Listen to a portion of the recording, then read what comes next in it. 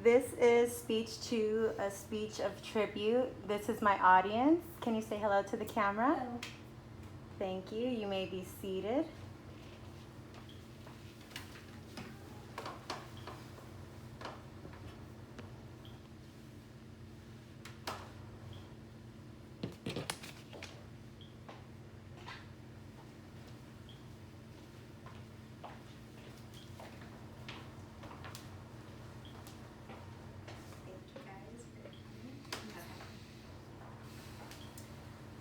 Have you ever had a teacher that impacted your life so much that you'll never forget them?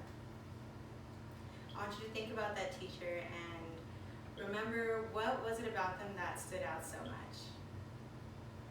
Robert Frost once said that I am not a teacher, but an awakener.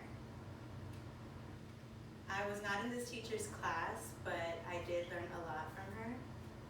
Miss Camilla was a teacher that I worked with at my previous school, and not only did she teach me to be a better teacher and how to understand children, but she helped me understand myself.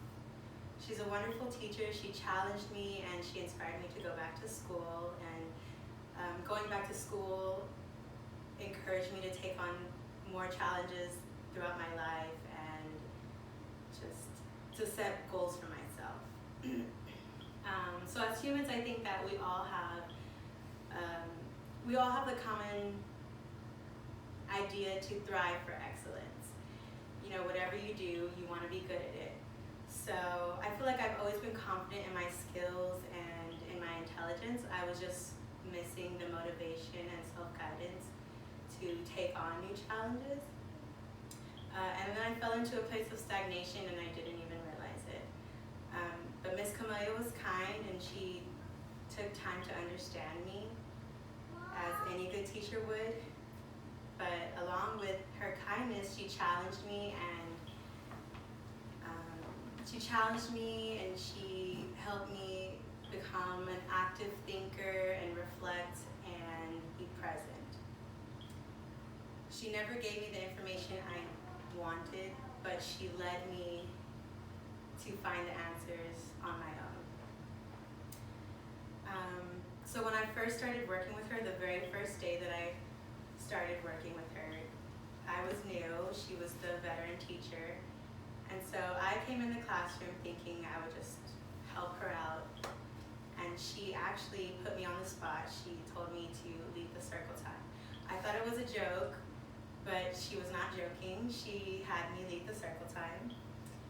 And at first I was a little nervous. I led the circle time and she critiqued me afterwards. She was very honest about her opinion. But that was a teachable moment for me. I learned from that experience. I grew from that experience, and I got familiar with practicing this routine in our day, that it became something that was comfortable for me.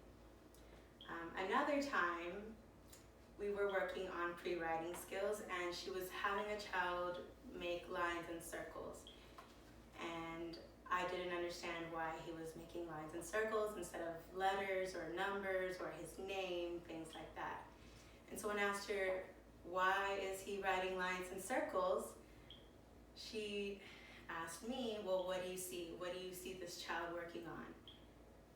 I was getting frustrated. I'm like, I don't know. Can you give me the answer? What is he working on? She would not give me the answer. So I just started naming things.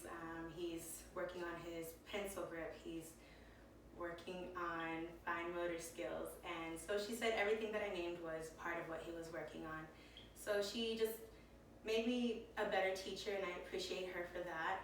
But I also appreciate her for showing me how to take challenges and not be afraid of failure.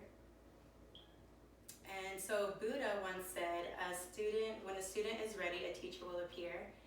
And I feel that that's kind of what happened in my situation. I was at a place where I needed some guidance, and she was the teacher that appeared. So that's my tribute to Miss Camilla.